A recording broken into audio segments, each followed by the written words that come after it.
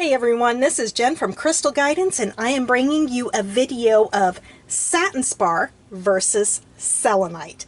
There's been a lot of debate over this. People are saying they're not the same thing, and that the majority of us know as Selenite is Satin Spar, and it needs to be listed as that.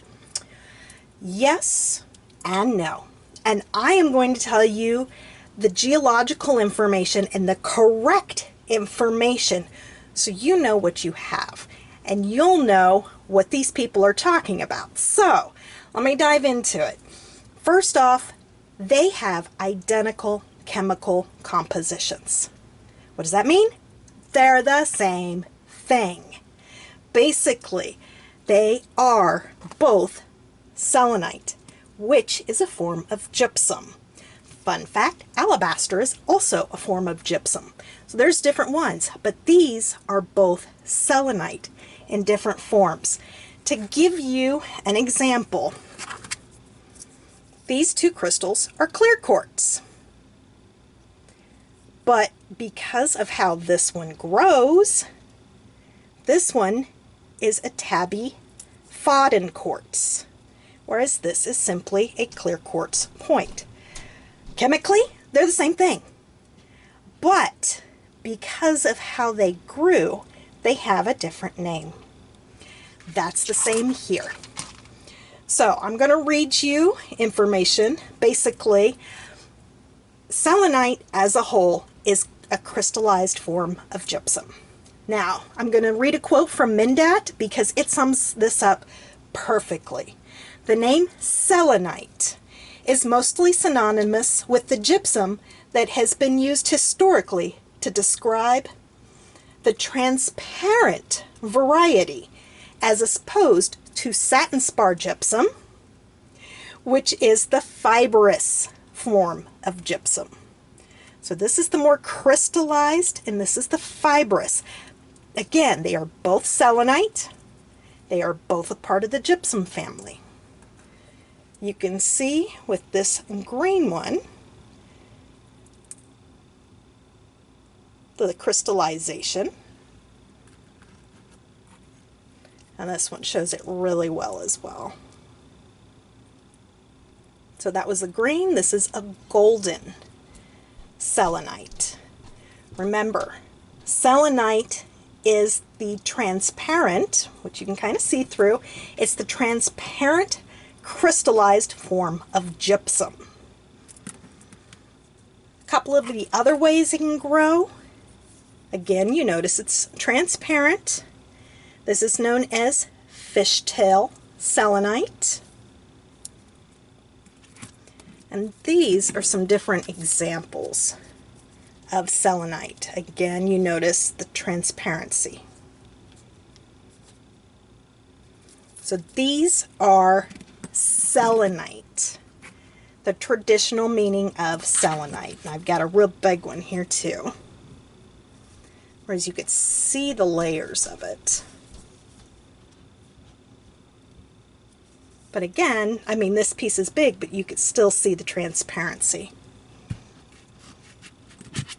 And then we go into the fibrous form, which does not have that transparency. Bright in here. There we go. If I bring it up, it's a little easier to see. But this is the selenite that we're used to seeing, is the fibrous form. So it's best to use the name Satin Spar Selenite. So use Satin Spar as an adjective in conjunction with the mineral name rather than as a specific variety of its own. And here I'm going to go into a little bit more of why. The term Satin Spar is actually a term that is used for satin spar gypsum, which is this, the satin spar selenite.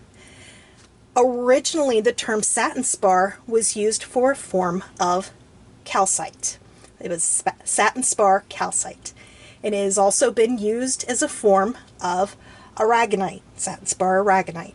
So when you're saying satin spar, there's literally 3 different types of crystals that it's in referring to. So these are both selenite. This is satin spar selenite. Is it wrong when somebody calls this just selenite? No, because it is identical to this one It's just a different variety. It was just composed a little bit differently. Kind of like our quartz, where they're both quartz, but they've got just a little bit of difference in how they grew that gives them a different name. So yes, absolutely positively, this is selenite. If you don't call it Satin Spar Selenite, are you wrong? No. That is why you'll find all of the sellers calling this selenite.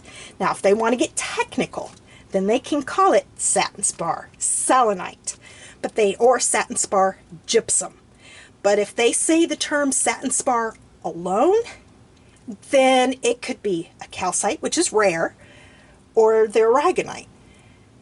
Satin Spar is a description.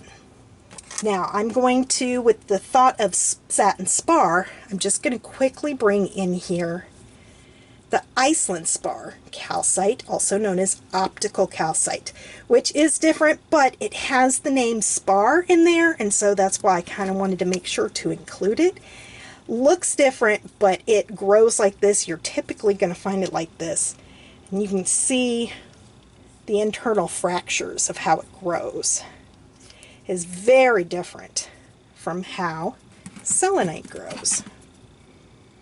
So I just kind of wanted to quickly toss those in there. So hopefully this gives you all of that information. Is your Satin Spar selenite? Yes, it is. Are these selenite? You betcha. Which one's better? That's up to you. These are amazing. It is literally one of my top 5 favorite crystals. Would I pick this over this?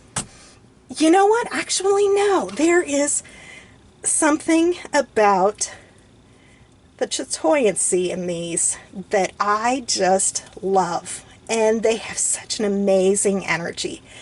So don't doubt your crystals. They have the same metaphysical properties. They have the similar, if not, yes, I'll say similar energies. They're not identical, just like our quartz are not identical.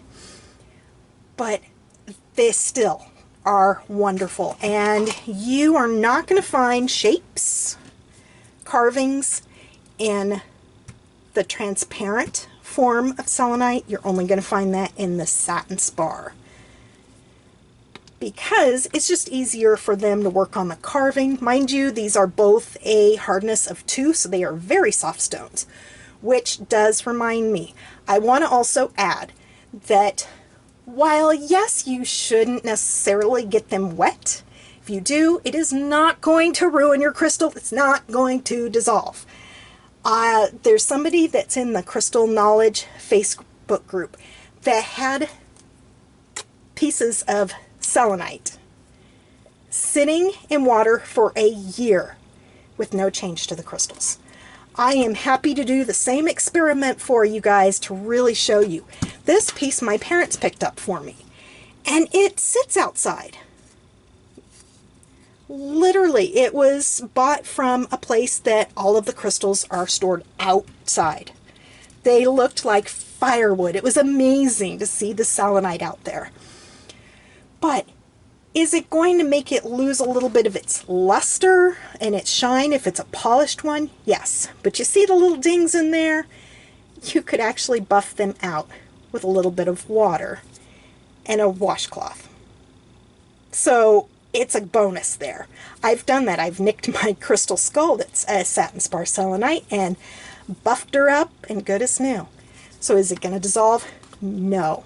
Should you keep it out there? Not keep it in water. It, like I said, can deteriorate some of the polish that's on it, but that's about the worst that's going to happen to it. So I hope that clears up absolutely everything related to selenite. So I will be doing more crystal comparisons. Please be sure to subscribe to my channel, youtube.com/crystalguidance. And if this video helped you, give me a thumbs up. I love hearing from you guys. So until the next crystal video, much love and crystal blessings.